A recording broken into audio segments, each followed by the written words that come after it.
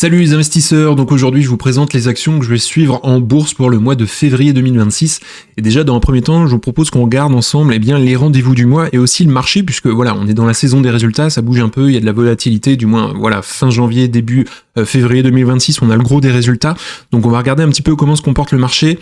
Et puis dans un second temps, comme prévu, je vous présenterai les actions que je vais suivre pour ce mois-ci avec quelques mises à jour. Comme d'habitude, je le rappelle, je vais pas faire une analyse complète des actions dans cette vidéo. Vous en avez pas mal sur la chaîne, donc n'hésitez pas à aller les voir. Et je le rappelle ici, je défends l'investissement long terme, donc je fais pas du tout de trading, pas du tout du court terme ici. Et évidemment, je donne pas un conseil en investissement, allez faire vos propres recherches, vos analyses.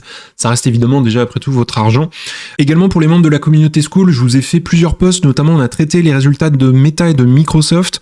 Donc je vous ai donné ma thèse, ma valo, etc. On a traité aussi LVMH. Et évidemment, on va traiter aussi les résultats qu'on a eu là, notamment Visa, Mastercard, Apple. On va revenir aussi sur des boîtes françaises. Et donc, comme d'habitude, évidemment, on en discute en commentaire. Et puis d'ailleurs, pour ceux qui souhaitent nous rejoindre dans la communauté School pour progresser, aller beaucoup plus loin dans leur investissement, c'est le premier lien dans la description. Et donc, vous aurez accès à tous les posts, toutes les vidéos que je fais tous les jours. On va vraiment beaucoup plus loin, mes fiches d'investissement évidemment, vous avez accès aussi à ma watchlist et également à mon portefeuille, vous avez accès également à une formation complète en 24 modules, et puis on se fait un live aussi tous les mois avec les membres, justement pour répondre aux questions, regarder aussi les opportunités. Vous avez aussi accès à mes outils, on parle évidemment stratégie, psychologie de l'investissement, c'est hyper important, c'est au moins la moitié du rendement clairement dans un portefeuille, et évidemment vous avez accès aussi à tous les échanges entre investisseurs, donc les retours d'expérience. Le but c'est vraiment de ne plus investir seul et de se retrouver seul face au marché. Donc premier lien dans la description pour nous rejoindre, et puis également n'hésitez pas à mettre un petit like à la vidéo et puis à vous abonner aussi si c'est pas déjà fait, et puis je vous remercie beaucoup. Alors justement, si on regarde ensemble, et bien déjà l'état du marché en ce moment, on est autour des 6930 points à peu près là au niveau du S&P 500, donc l'indice phare notamment qui regroupe les 500 plus grandes entreprises du marché américain. Donc on est quand même sur un plateau, on est sur des plus hauts, on a eu quand même un petit marché qui a baissé là, mais très rapidement clairement, et là on est remonté. Donc voilà, on est sur des plus hauts clairement. La tendance elle est donnée depuis le point assez bas, enfin depuis la correction qu'on avait eue l'année dernière, notamment avec les droits de douane, etc. On était tombé autour des 5000 points, et entre temps on a regagné 2000 points en moins de 12 mois. Donc voilà, on a quand même un marché qui est en forme et on est quand même sur des niveaux assez hauts. Donc voilà, si on regarde sur 10 ans, le PE ratio ici du S&P 500, on est à peu près autour des 29,5-30. Donc on voit quand même qu'on est sur des plus hauts. On était tombé autour justement des 22 à peu près, 22-23 quand on avait eu la correction en avril 2025. Donc ce qui était beaucoup plus raisonnable. Mais voilà, on a un marché qui est quand même un peu premium, un peu cher. Mais je trouve pas ça non plus extrêmement cher, contrairement à des points très très hauts qu'on avait eu d'ailleurs à plus de 40 fois les bénéfices, notamment en 2021. Donc voilà, on a un marché qui est quand même un peu cher, mais voilà, c'est pas alarmant honnêtement. Et donc si on regarde un petit peu déjà le Fear and Greed Index, donc justement on est repassé dans le vert, clairement en grid. Si on regarde il y a un mois, on était plutôt dans neutre justement. Globalement tout se passe bien en ce moment, et il y a pas si longtemps quand même, on était plutôt dans extrême peur. Il y a quelques semaines, je vous rappelle notamment le shutdown qu'on avait eu aux États-Unis au mois de novembre. On était dans peur, etc. Et ça peut aller très vite. Honnêtement, on peut se retrouver très facilement en peur. Il suffirait de taxes, de droits de douane, de géopolitique, etc. Pour qu'on revienne en peur. Donc voilà, c'est à surveiller. Et puis évidemment, ça offre aussi des opportunités sur le marché quand il y a pas mal de volatilité. Donc voilà, il faut surveiller quand même. Mais pour l'instant, le marché est effectivement optimiste. Donc maintenant, si on regarde ensemble le forward PE ratio, notamment des 7 magnifiques, donc je rappelle, c'est Alphabet, donc Google, Amazon, Apple, Meta, notamment Microsoft, Nvidia et Tesla. Et bien aujourd'hui, on a un forward PE ratio à peu près à 28. Donc il a quand même un petit peu corrigé. Il y a rien d'alarmant honnêtement, je trouve ça pas déraisonnable. Donc le forward PE ratio est autour des 28. Donc voilà, on est loin des niveaux qu'on avait notamment, comme j'ai dit tout à l'heure, en 2021, quand on avait un marché qui était quand même assez cher à ce moment-là. Donc voilà, rien d'alarmant. Et on voit le petit creux là qu'on avait eu, notamment en avril 2025, on était retombé autour des 22. Donc voilà, on a un marché un peu cher, un peu premium, mais rien d'alarmant en soi. Ensuite, justement, on va regarder les rendez-vous du mois, puisqu'on a eu notamment la Fed qui a parlé, d'ailleurs il y a une petite faute ici, c'est le 27 et le 28. Donc justement, il y a eu un statu quo, c'est-à-dire qu'on n'a pas eu de baisse, mais ça c'était un petit peu anticipé honnêtement, rien d'extraordinaire.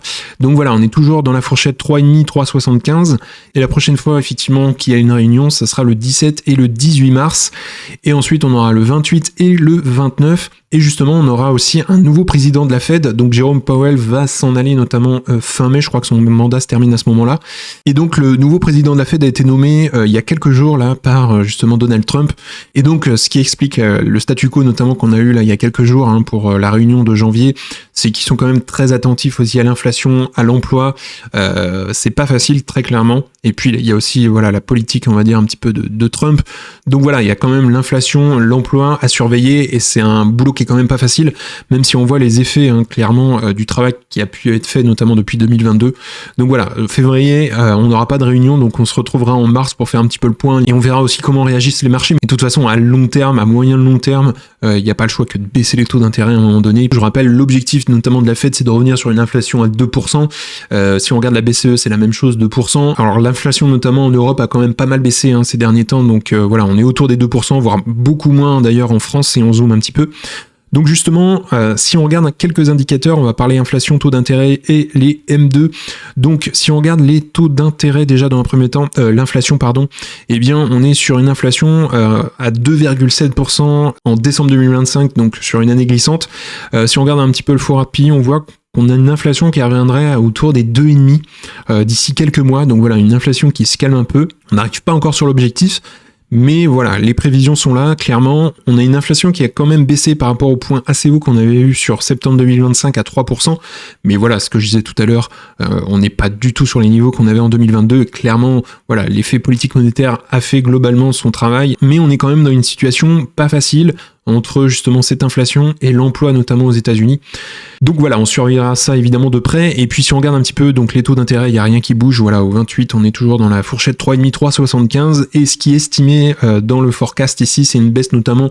Je pense que de toute façon, voilà, sous on va dire le mandat de Jérôme Powell, on n'aura pas de nouvelle baisse. Je pense que ça interviendra maintenant avec le nouveau président qui a été nommé notamment par Donald Trump. Et on aura certainement une baisse de 25 points cet été, mais on surveillera ça évidemment de près. Et donc si on regarde maintenant ensemble les M2, donc l'impression monétaire, bah voilà, la tendance elle est donnée. On imprime de l'argent, on imprime de l'argent, et si on regarde le forecast, on n'est pas au plus haut, ils vont continuer à imprimer de l'argent, et donc forcément derrière on a de la dévaluation monétaire. Donc clairement là on n'a pas le choix que de posséder en fait des actifs, puisqu'ils sont capables d'imprimer de l'argent, et ça se voit, la tendance elle est là depuis 10 ans. Et il y a eu énormément d'impressions pendant la période Covid. Ça s'était un petit peu calmé là sur 2022-2023, mais voilà, ils ont repris très clairement et la tendance elle est là. Donc voilà, pas le choix que de posséder des actifs. Donc voilà un petit peu pour les indicateurs. On a une inflation qui se calme. Les taux d'intérêt évidemment vont pas bouger, je pense, avant juin, le prochain président de la Fed. Donc maintenant je vais vous présenter les actions que je vais suivre. Et la première action, eh bien c'est CSU, donc Constellation Software. J'en ai parlé très récemment sur la chaîne. J'avais fait une vidéo dédiée. Et justement Constellation, pour expliquer assez simplement le business model. Donc ils vont acheter des logiciels métiers ultra nichés, clairement, les garder à vie, et surtout ils vont générer des revenus récurrents derrière, donc avec les licences, les maintenances, etc. Et donc en fait ils rachètent des dizaines de petites boîtes par an à des prix qui sont quand même très raisonnables, sans justement les fusionner, ce qui crée en fait un cash flow qui est stable. Et justement on a une croissance free cash flow, croissance chiffre d'affaires qui est quand même très très bonne, à plus de 2 chiffres depuis des années, des décennies. Et si on regarde la tendance depuis un an, on est sur clairement une baisse. On était autour des 5200 $ canadiens. Alors c'est une boîte qui est cotée à Toronto, donc c'est une boîte canadienne, attention, donc on est en dollars canadiens. Et donc aujourd'hui, elle vaut 2500 $ canadiens. Donc si on regarde depuis les points les plus hauts, on était à 5000 $ canadiens à peu près. Et on a corrigé quand même de 50%, donc ce qui est quand même énorme. Et on a une action qui a corrigé du fait que Marc Léonard, qui est le dirigeant, le créateur, le fondateur d'ailleurs, donc Constellation Software, a annoncé justement son départ suite à des problèmes de santé, donc ça joue. Et puis il y a les fameuses peurs aussi autour de l'IA, donc là ça concerne pas que Constellation, j'ai envie de dire. Voilà, il y a tous ceux qui sont exposés autour de la tech et de l'IA. Donc voilà, il y a un ensemble de peurs qui fait aussi que le cours de l'action dévisse. Et je pense qu'on est sur une correction qui est pour moi irrationnelle, puisqu'aujourd'hui Constellation s'échange à peu près à 16-17 fois les free cash flow, ce qui est quand même extrêmement bas. Et sachant qu'on a une croissance qui est quand même très très bonne, des free cash flow et aussi du chiffre d'affaires. Donc les fondamentaux en fait ont pas bougé. Et c'est ça qui est intéressant entre justement les fondamentaux et le marché. Et donc justement, aujourd'hui, le marché est quand même pessimiste alors que les fondamentaux de l'entreprise n'ont pas bougé. Et là, on est purement sur un marché des émotions, des réactions émotionnelles. Et pour moi, justement, cette baisse de 50%, elle n'est pas justifiée, c'est énorme et les fondamentaux sont là. Alors attention pour ceux qui souhaitent l'analyser, évidemment, il faut en tenir compte. Faut pas du tout regarder le ratio court-bénéfice, c'est-à-dire qu'en fait, il n'est pas pertinent pour Constellation Software. Il vaut mieux regarder justement le prix par rapport au free cash flow qui est beaucoup plus réel sur la situation financière de Constellation Software. Donc voilà, j'ai un prix cible autour des 2800 $ canadiens en étant évidemment conservateur. Donc là, on est largement en dessous. Donc je continue évidemment mes achats et à renforcer ma position. Donc voilà, première action. Ensuite, deuxième action que je vais surveiller, évidemment, c'est Mastercard. Et on en a pas mal parlé aussi dans la communauté. Donc Mastercard, très rapidement, au niveau du business model, ils opèrent évidemment sur un réseau de paiement mondial, donc là ils prêtent pas de l'argent, mais ils vont prendre en fait une commission à chaque transaction, donc ça c'est vraiment très très fort, et évidemment ces revenus viennent surtout des frais par paiement, avec des coûts fixes faibles, et puis surtout une marge très élevée, une croissance qui a été portée aussi par le paiement électronique, et aujourd'hui on a une action qui a quand même corrigé, notamment avec des peurs aussi aux États-Unis, donc voilà, on était à 580 $ à peu près, et on a eu des points à 600, notamment l'été dernier à peu près. Et aujourd'hui, on est à 520 $. Alors, elle est remontée un petit peu à 540, mais c'est possible aussi qu'elle redescende. Donc voilà, on est dans ce range-là. Et notamment en avril 2025, elle était tombée à 470 $. Donc si on regarde un petit peu les fondamentaux, notamment de Mastercard sur margin, eh bien, on a une entreprise qui a quand même des très bons fondamentaux. Si on regarde la croissance du chiffre d'affaires, on est à peu près sur du 16% par an et on a les free cash flow qui croient beaucoup plus vite que le chiffre d'affaires, ce qui veut dire qu'on a quand même une amélioration des marges ici et on n'a pas de dette. Ils font du rachat d'actions très clairement. Donc voilà, sur 5 ans, ça représente à peu près 9% et en annuel, ils font du rachat à peu près entre 2,5 à peu près. Donc on a des fondamentaux qui sont quand même très solides et aujourd'hui, on a un ratio prix-free cash flow à 28, sachant que la médiane 5 ans est à 35, la médiane 10 ans est à 36. Donc on a Mastercard qui est quand même bien en dessous les médianes. Et si on retire les SBC, mais il y en a très peu, on est en fait à un ratio prix-free cash flow de 29,4. Donc il n'y a pas beaucoup de rémunération en action. Alors honnêtement, je la trouve encore un petit peu chère. Et si on regarde ensemble l'évolution notamment du chiffre d'affaires, bah voilà, clairement la tendance elle est là. En 2025, on a fait un 32,7 milliards de dollars. On a des marges qui sont très très bonnes justement, on est à 76%, la marge nette est à 44%. On a un chiffre d'affaires qui croît autour 16-12%, donc on va se faire une estimation ensemble. Juste après, c'est pareil, si on regarde les flux de trésorerie, on a un free cash flow qui croît dans le temps. On a eu un free cash flow à 17 milliards notamment en 2025. Les marges free cash flow sont très bonnes, 52% de marge free cash flow, et si on retire les SBC, on est à 50%, donc voilà, il n'y a pas beaucoup de rémunération en action. En termes de CAPEX, franchement, ça représente 2,8% des operating cash flow, donc c'est vraiment très très minime. Et on a un free cash flow par action qui croît dans le temps. On n'a pas du tout de problème de dette, c'est ce que je disais tout à l'heure aussi, si on regarde dans le bilan.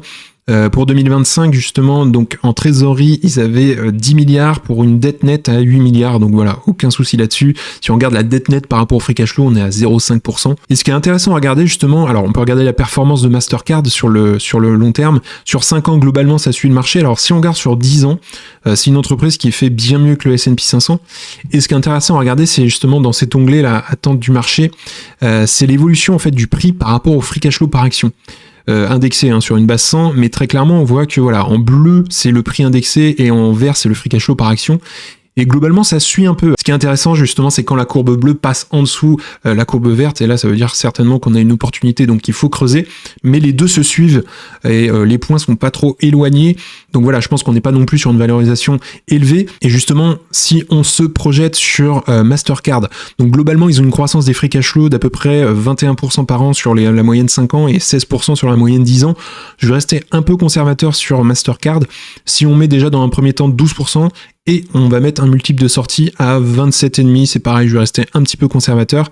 On serait sur un juste prix aujourd'hui à 495 $ et on nous propose du 538 aujourd'hui, donc voilà, on est surévalué à peu près de 9%, ce qui est pas énorme, mais c'est pour ça que je vais la surveiller, et si elle revient autour des 500 $, honnêtement, je pense que je vais la rentrer en portefeuille. Donc voilà, pour Mastercard, on a vraiment des fondamentaux qui sont solides et puis une valorisation qui est pas si élevée que ça en ce moment. Elle corrige, donc à surveiller. Ensuite, troisième action que je vais suivre ce mois-ci, eh bien, ça va être Amazon. Donc Amazon, entreprise qui est autour des 239 $ aujourd'hui, qui se tient dans ce range-là depuis un petit moment. Donc globalement, Amazon, eux, ils gagnent de l'argent, notamment avec plusieurs piliers, hein. C'est très large.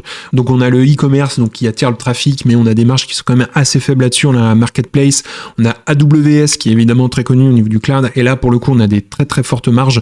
Donc là ici on a vraiment des gros profits. On a la publicité aussi qui croît assez vite, hein. On a des marges élevées aussi, puis on a tous les abonnements, donc Prime notamment, qui permet de fidéliser et d'augmenter aussi les dépenses clients. Donc aujourd'hui, Amazon, c'est une entreprise qui est pas du tout optimisée free cash flow, donc faut absolument pas du tout regarder le free cash flow. Ils sont pas du tout là, mais en fait, le moment où ils vont commencer à optimiser les comptes, c'est là que ça va devenir très intéressant pour les actionnaires. Et donc aujourd'hui, en fait, ils sont dans une stratégie évidemment de croissance pure et dure.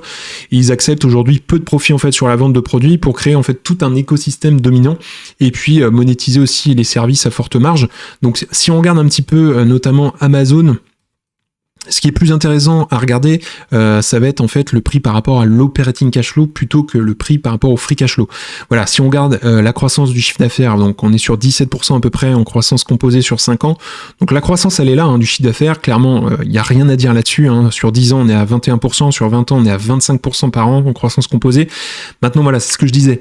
L'indicateur ici, on est sur plus 8% par an en fait de croissance du free cash flow, mais c'est pas l'indicateur le plus fiable à regarder puisqu'ils sont pas du tout dans une optimisation des free cash flow. Et donc ce qui est intéressant à regarder, ça va être le prix par rapport à l'operating cash flow. Et si on regarde aujourd'hui, on est sur à peu près 20 fois hein, les operating cash flow, donc très clairement on est dans la tendance, dans la médiane. Et si on regarde un petit peu les fondamentaux ensemble, donc la croissance du chiffre d'affaires, on l'a vu, elle est ici. Ensuite, en termes de marge brute, on est à 48% de marge brute. La marge nette, elle est à 9%. Et on voit que globalement, les marges brutes s'améliorent avec le temps. La croissance du chiffre d'affaires a un petit peu ralenti, là, notamment ces derniers temps. On est à peu près sur du 10%, 11% par an. Si on regarde ensemble les flux de trésorerie, alors pour le coup ici, on va pas forcément regarder les free cash flow, mais ce que je vous disais, les cash flows opérationnels, donc je vais retirer notamment les free cash flow, et on voit clairement que la croissance des cash flows opérationnels, operating cash flow, est beaucoup plus lisible en fait que les free cash flow, où ça donne clairement ça. On a fait 2 années négatives en 2021-2022, et attention, il y a aussi les fameux CAPEX, donc c'est pour ça qu'il faut mieux regarder les operating cash flow. En termes de CAPEX, justement, alors si on regarde par rapport à l'operating cash flow, ça représente en 2024 71%, donc il y a énormément d'investissements, et c'est ce que je vous disais juste avant, ils sont vraiment dans une logique de croissance pure et dure, hein, Amazon, et le jour, en fait, ils vont commencer à optimiser tout ça, le free cash flow, etc., ça va être assez énorme en termes de retour pour actionnaires. Ensuite, si on regarde le bilan ensemble, donc en termes de trésorerie, on est à peu près en 2024 à 78 milliards pour une dette nette à 52 milliards, donc voilà, il y a aucun souci là-dessus. Si on regarde la dette nette par rapport au free cash flow, on est à 1,6, la dette nette par rapport à l'EBITDA, on est à 0,42, donc il y a vraiment aucun souci là-dessus. Donc justement, si on se fait une petite projection sur les bénéfices par action, donc les EPS au lieu des free cash flow, donc on a le bénéfice par action, là les 4 derniers trimestres, $7,05. Et donc si on fait une estimation assez conservatrice, donc on voit que la moyenne 5 ans est plutôt autour des 37%, mais je vais rester vraiment conservateur. Si on met 12% et on va mettre un PE ratio à 30, donc voilà, on aurait un juste prix à $200 et on est à 240 à peu près aujourd'hui. Donc c'est une entreprise que j'ai pas rachetée notamment depuis 2022-2023 quand elle baissait pas mal. Et voilà, si elle revient sur les 200, je pourrais continuer justement ma position. Donc voilà pour Amazon. Et puis justement, eh bien, 4e et dernière action que je vais suivre ce mois-ci, ça va être IMSS. Donc IMSS, c'est une entreprise qui continue de corriger. On a eu des points très hauts autour des 70, à peu près $65-70, et elle corrige très clairement depuis septembre.